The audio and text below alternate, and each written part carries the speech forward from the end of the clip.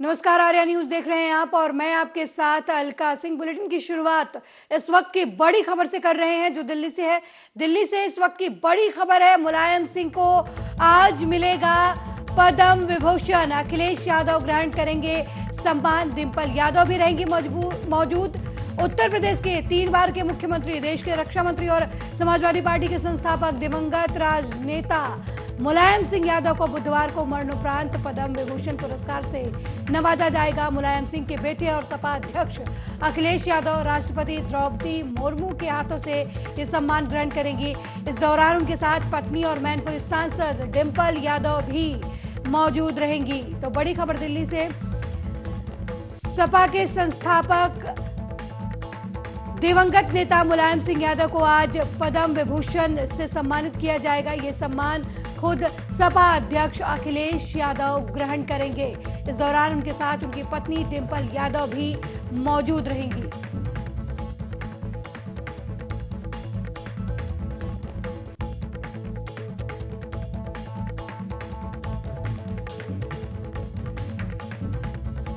तो बड़ी जानकारी इस वक्त की दे रहे हैं दिल्ली से, जहां पर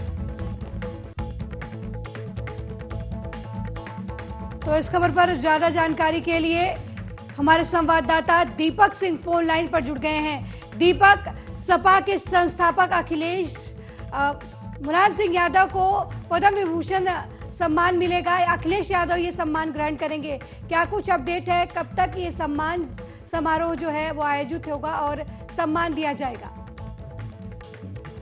जिस तरह से बताया जा रहा है सूत्रों के द्वारा से जो सम्मानित होगा वो अखिलेश यादव को कराया जाएगा और कहीं ना कहीं बुधवार की समय दिया गया है और उसमें कहीं ना कहीं जो भाजपा है उस तरह से कहीं ना रहे मीठी राजनीति खेल रही है।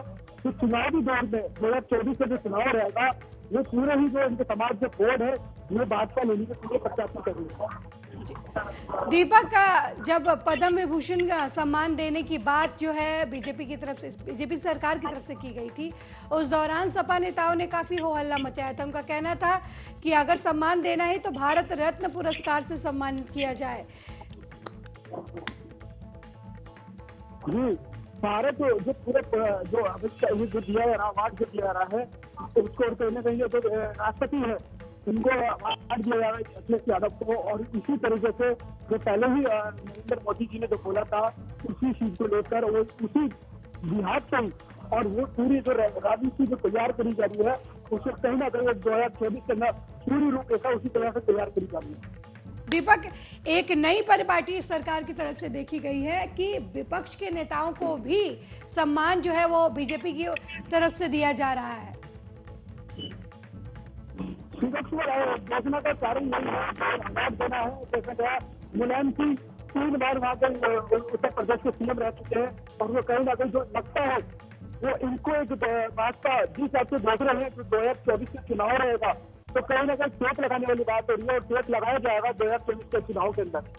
जी दीपक, कहीं ना कहीं सबका साथ सबका विकास जो सरकार नारा देती है उसी के जरिए संदेश देने की कोशिश कर रही है विपक्षी दलों को कि हम अपने ही नेताओं को नहीं, दूसरे पार्टी के नेताओं को भी तवज्जो देते हैं, उनके काम की भी तारीफ करते हैं। जिस तरीके से विपक्षी बीजेपी पर लगातार हमलावर होते हैं, लेकिन बीजेपी ऐसी नहीं है। जैसे कि देखा था देश के प्रधानमंत्री कहते सबका विकास सबका विकास, तो कहीं ना कहीं विकास वाली बात करते हैं। सिर्फ ये नहीं, भारतीय जनता पार्टी के लोग नहीं बाकी दूसरी अपोजिट जो पार्टी थी उनको भी साथ लेकर चलते हैं। उनका जो विकास होता है उनको भी बताया जाता है किस तरह से आप लोग विकास करते हो और कहीं ना कहीं जो लोग उत्तर प्रदेश जो सरकार है कितना है काम करती है उसको लेकर जो देश के प्रधानमंत्री है उनको सम्मानित करते रहते हैं और राष्ट्रपति को सम्मान कराया जाता है। जी बहुत बहुत धन्यवाद दीपक इस खबर पर जानकारी देने के लिए। तो सपा के संस्थापक स्वर्गीय मुलायम सिंह यादव को पद्म विभूषण से सम्मानित किया जाएगा और ये सम्मान जो है खुद अखिलेश यादव ग्रहण करेंगे। इस दौरान उनकी पत्नी डिंपल यादव भी उनके साथ मौजूद रहेंगी।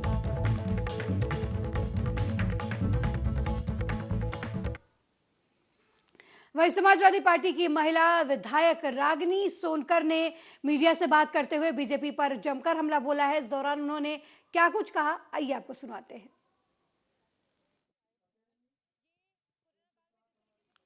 तो सपा विधायक ने बीजेपी पर हमला किया है। आपको बता दें कि सपा और बीजेपी के बीच जो है लगातार जुबानी जंग चलती रहती है और इसी कड़ी में सपा विधायक रागिनी सोनकर ने बीजेपी पर हमला किया है। हमारे कोरोना काल में ऋषि यादव जी ने कुटिया को बनाया था, समाजवादी कुटिया। यहाँ पे हमारे माननीय राष्ट्रीय अध्यक्ष जी भी आए हुए हैं। ये कोरोना काल में जिस तरीके से बच्चों की पढ़ाइयाँ हैम्पर हुई थी और वो जो गरीब बच्चे थे, जो जिनके पास, क्योंकि वो मोबाइल पे पढ़ाइयाँ शुरू हो गई थी और वो कुछ उस चीज़ से उस समय उनके लिए समझ लीजिए पढ़ाई बिल्कुल बंद हो चुकी थी। उस दौरान में इन्होंने उनकी एजुकेशन को सपोर्ट किया, एक ऐसी जगह दी जहाँ पे उनको खाने पीने को पौष्टिक आहार मिला और वो अपने आप को एक तरीके से बेहतर महसूस किया उन्होंने कोरोना काल में। तो मैं ऋषि जी को धन्यवाद करना चाहूँगी आप लोगों के माध्यम से। इस समाजवादी कुटिया में पधारे राष्ट्रीय अध्यक्ष जी को भी धन्यवाद करना चाहूँगी। आज मंच पे हमारे साथ हमारे जिलाध्यक्ष जी हैं, पूर्व जिलाध्यक्ष हैं, हमारे साथ पूर्व विधायक है सुषमा पटेल जी बड़ियाऊ से, और साथ ही साथ हमारे साथ हैं उदय यादव जी जो यहाँ पे मुख्य अतिथि के रूप में हैं। आप सभी को मैं धन्यवाद करना चाहूँगी। और एक बहुत अच्छी पहल है, मुझे लगता है कि हम सेक्युलर भारत की बात करते हैं। सेक्युलर भारत में हम कहते हैं कि सारा वर्ग जो है, चाहे वो हिंदू हो, मुस्लिम हो, सिख हो, ईसाई हो, सब बराबर है। चाहे महिला हो या पुरुष हो, वो बराबर है, किसी भी जात के हो।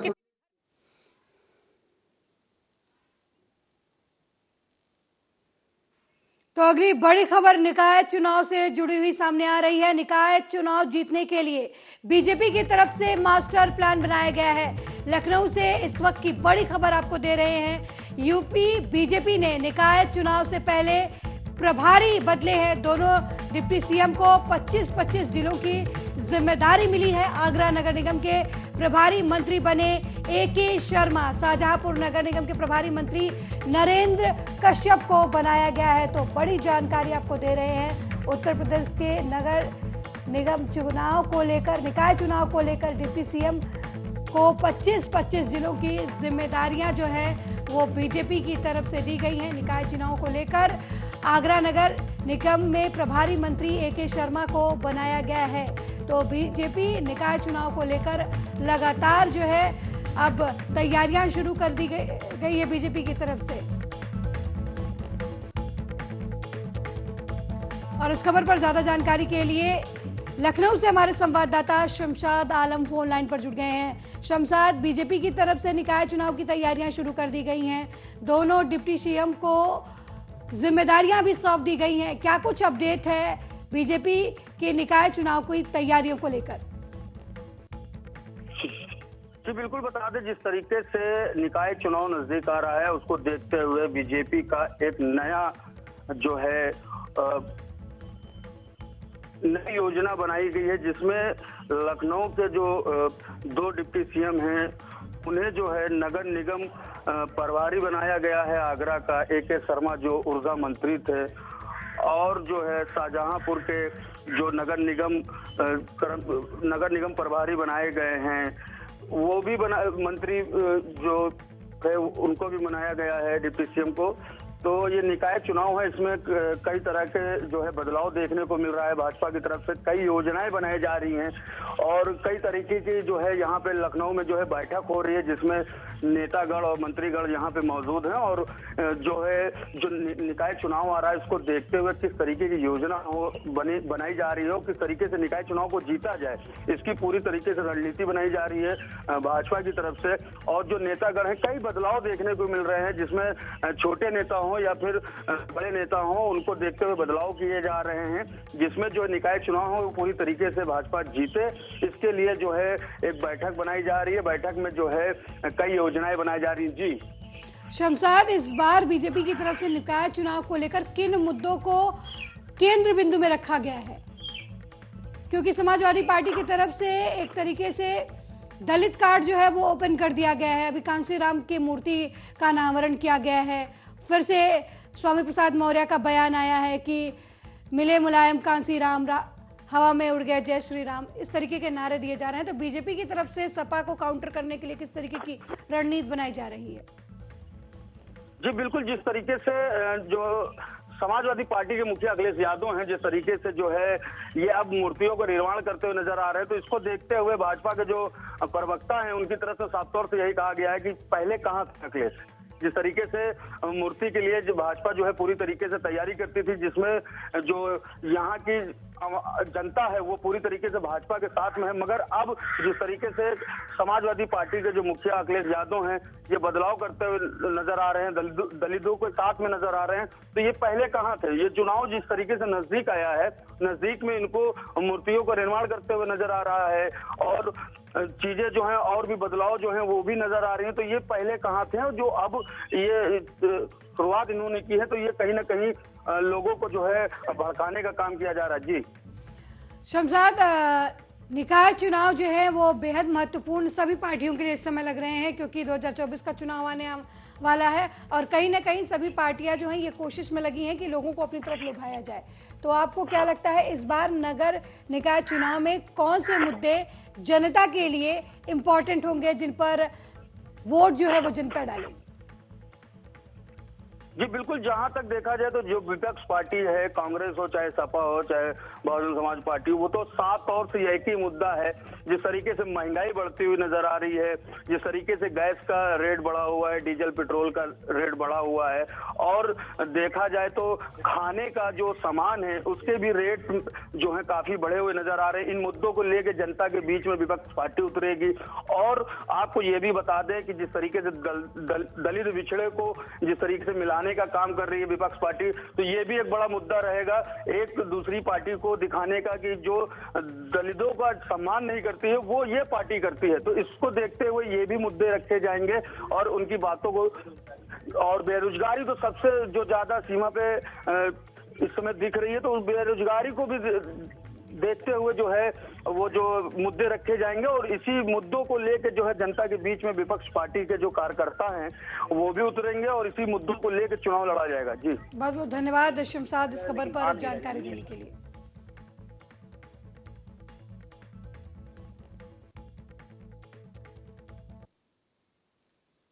वहीं गोरखपुर में बेहतर पुलिसिंग के साथ जन सुनवाई की व्यवस्था और ठीक करने के लिए 31 नई पुलिस चौकियां खोली गई हैं। इसी के साथ अब जिले में कुल चौकियों की संख्या 99 तक पहुंच गई है। नई चौकियों में शहर क्षेत्र के थानों में 14, उत्तरी क्षेत्र में 10 और दक्षिणी क्षेत्र में बनाई गई 7 नई चौकियां हैं, जिनके साथ हल्का भी बढ़ाया गया है। साथ ही इन चौकियों पर नए चौकी इंचार्ज की तैनाती भी कर दी गई है। एसएसपी डॉक्टर गौरव ग्रोवर ने बताया कि पुलिसिंग को और बेहतर बनाने के साथ ही हर इलाके में आसानी से कम समय में पुलिस पहुंच सके और जन सुनवाई में किसी तरीके की कोई दिक्कत ना आए, इस पर काफी दिनों से काम चल रहा था।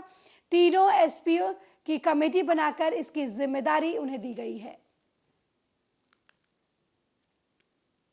जनपद गोरखपुर में शासन की जो प्राथमिकताएं हैं, जैसे कि जन सुनवाई, अपराध और अपराधियों की रोकथाम और बेहतर कानून व्यवस्था को बनाए रखने के लिए जनपद गोरखपुर में पुलिस प्रशासन और पुलिस प्रणाली को और बेहतर बनाने के लिए और एडमिनिस्ट्रेटिव चीज़ों को और अच्छा करने के लिए एसपी सिटी, एसपी नॉर्थ और एसपी साउथ साहब की अध्यक्षता में कमेटी बनाई गई थी।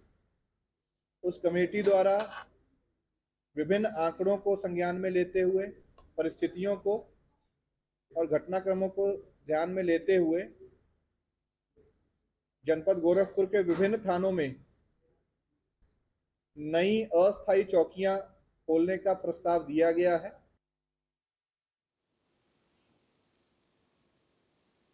वहीं तेज रफ्तार लोडर टायर फटने से अनियंत्रित होकर सड़क किनारे गड्ढे में पलट गई। ये घटना भदोकर थाना क्षेत्र के भुएमऊ गांव के पास की है, जहां तेज रफ्तार लोडर का अचानक टायर फट गया, जिससे वो अनियंत्रित होकर सड़क किनारे गड्ढे में पलट गई। लोडर पलटते ही वहां आसपास खेतों में काम कर रहे लोगों ने तुरंत लोडर में फंसे ड्राइवर और क्लीनर को बाहर निकाला। गनीमत ये रही कि दोनों को मामूली चोटें आई हैं। ठोक के पलट गई है। कौन सी गाड़ी है? ये मैजिक है, कोई सुपर मैजिक। तो इधर से आ रही थी जगदीशपुर होते हुए फतेहपुर रोड जा रही थी अचार फैक्ट्री। कैसे पलटी कुछ मालूम?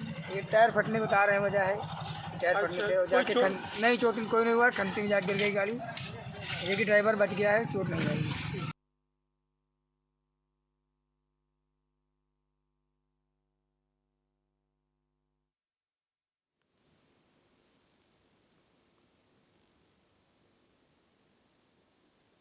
वहीं महाराष्ट्र के कल्याण में घर में सेंध मारी कर लाखों रुपए की चोरी करने वाले एक शातिर चोर को पुलिस ने गिरफ्तार किया है।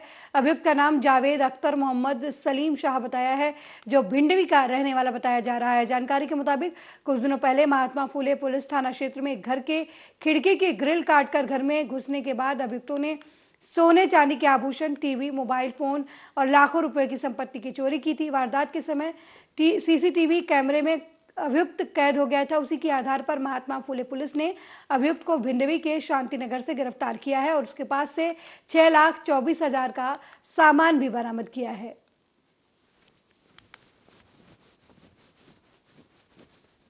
महात्मा फुले पुलिस स्टेशन के senior PI Shri Ashok Unmane, crime PI Pradeep Patil, PI Deshmukh, APS Sarode और पीएसआई वाघ और उनकी पूरी डीबी टीम, इन्होंने अथक परिश्रम करके ये तीन जो घर फोड़ी के गुन्हे हैं वो ओपन किए हैं। उसमें से जो आरोपी ताबे में लिया है उसका नाम है जावेद अख्तर मोहम्मद सलीम शाह, एज 27। यह शांतिनगर का रहने वाला है। इसके ऊपर शांतिनगर में भी एक गुना दाखिल है। लगभग 6.25 लाख रुपए का मुद्देमाल उसके ताबे में लिया है। इसमें से jet Jawahar, mobile, LED TV और खबर सीतापुर से है, जहां रामपुर कला क्षेत्र के कोरार में एक युवक का शव मिलने से इलाके में हड़कंप मच गया। मिली जानकारी के मुताबिक मृतक घर से मजदूरी करने के लिए निकला था और संदिग्ध परिस्थितियों में युवक का शव बरामद हुआ। वहीं घटना की जानकारी पाकर मौके पर पहुंची पुलिस ने शव को कब्जे में लेकर पोस्टमार्टम के लिए भेज दिया और मामले की जांच में जुट गई। ये हमारा लड़का है, रोहित नाम। इसकी उम्र क्या है? इसका है 18 साल। 18 साल। तो ये इसकी मृत्यु जो हुई है या डेड बॉडी मिली, इसके विषय में आपको कैसे जानकारी मिली? जानकारी साहब हम जब हमारा भैया ढूंढन तब वहाँ केर कहा आए 10 बजे, तब हम जा नहीं पाए। सुबह घर गए तो उठा और उसको बुला लिया, अपने साथ लेकर गए अपने घर। लड़के का क्या नाम है? रोहित। पिताजी का नाम? जंतरी लाल। कहाँ के रहने वाले हैं? गंचौली। थाना कौन सा लगता है? बड्डोपुर। जिला? बाराबंकी। तो कौन लोग लेकर आए थे इनको? चच्चू और संजय। अच्छा, तो ये लोग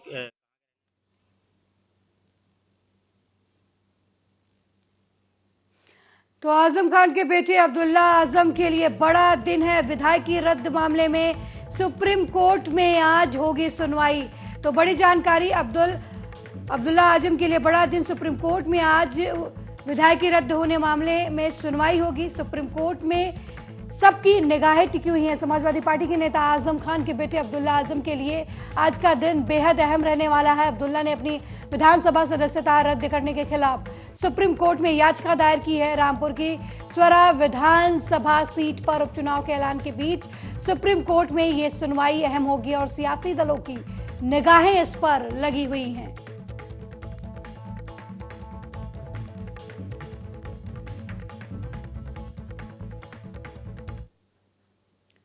वहीं महिला पर हमले और उसे बुरी नीयत से दबोचने का मामला कन्नौज के गुरसहायगंज कोतवाली क्षेत्र के एक गांव से सामने आया है। महिला का कहना है कि 1 मार्च को पति खेत में काम कर रहा था और मैं बकरी चरा रही थी, तभी गांव के मोनू, बिल्लू, राजेश और रमेश ने नशे में धुत होकर पति पर हमला कर दिया। जब उसने विरोध किया तो चारों ने नशे की हालत में बुरी नीयत से उसके कपड़े फाड़ दिए। किसी तरह उनके चंगुल से छूटकर महिला पुलिस चौकी पहुंची। पीड़िता का आरोप है कि चौकी पुलिस ने कोई सुनवाई नहीं की। एसपी ऑफिस पहुंची पीड़िता ने न्याय की अब गुहार लगाई है। हम बकरी चरा रहे थे और हमारे पति मकान के आ रहे थे, खेत के बाहर हम थे। और जब हमने इन लोगों को पीते खाते देखा तो हम लोग कुछ नहीं बोले। जे लोग आए मेरे पति को गाली गलौज दिया। जब वो कहने लगे कि क्या बात है, क्यों हमें मार रहे हो, तो ये लोग इन लोगों ने मारा। अरुण, मोनू, राजेश, बिल्लू ने। कहाँ के रहने वाले हैं? पटकन प्रभा। इन लोगों ने मारा तो हमने पूछा, हमने क्यों मार रहे हो, क्या बात है, तो ये लोग मुझे भी मारा, गिरबान पकड़ लिया, कपड़े फाड़ दिए मेरे। चौकी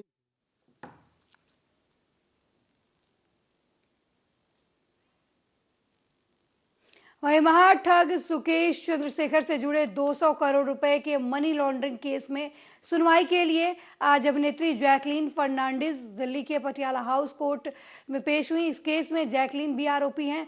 उनसे ईडी ने कई बार पूछताछ भी की है। इस केस की कोर्ट में सुनवाई होगी। जैकलीन ब्लैक स्कर्ट और व्हाइट शर्ट में कोर्ट परिसर में दाखिल होते हुए देखी जा सकती हैं।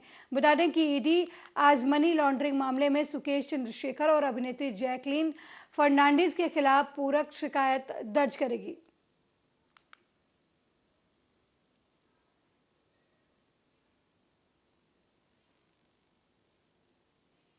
वही बड़ी खबर, पेट्रोल डालकर ट्रेन में 3 लोगों को फूंका गया रत्नागिरी में, उन्हें हिरासत में ले लिया गया है। आपको बता दें कि आरोपी केरल से कुछ दिन पहले मामला सामने आया है, जिनमें एक शख्स ने ट्रेन में दूसरे व्यक्ति को आग लगा दी थी। मामले को लेकर अब सेंट्रल इंटेलिजेंस और महाराष्ट्र एटीएस की टीम ने बड़ी कामयाबी हासिल की है। टीम ने केरल ट्रेन फायर मामले में फरार आरोपी शाहरुख सैफी को मंगलवार रात महाराष्ट्र के रत्नागिरी रेलवे स्टेशन से हिरासत में लिया है। तो रत्नागिरी से आरोपी को हिरासत में लिया गया है। पेट्रोल डालकर ट्रेन में 3 लोगों को आरोपी ने फूंक दिया था। इसी मामले में तब से पुलिस इसकी तलाश कर रही थी और अब इस शख्स को रत्नागिरी से हिरासत में लिया गया है।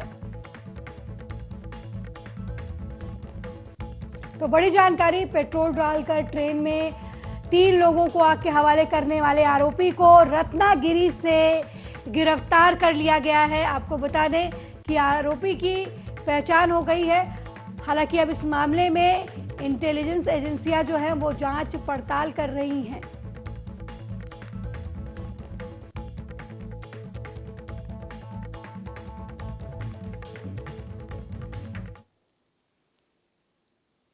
मेरे साथ इस बुलेटिन में फिलहाल इतना ही। देश दुनिया की तमाम खबरों को देखने के लिए देखते रहिए आर्या न्यूज़। नमस्कार।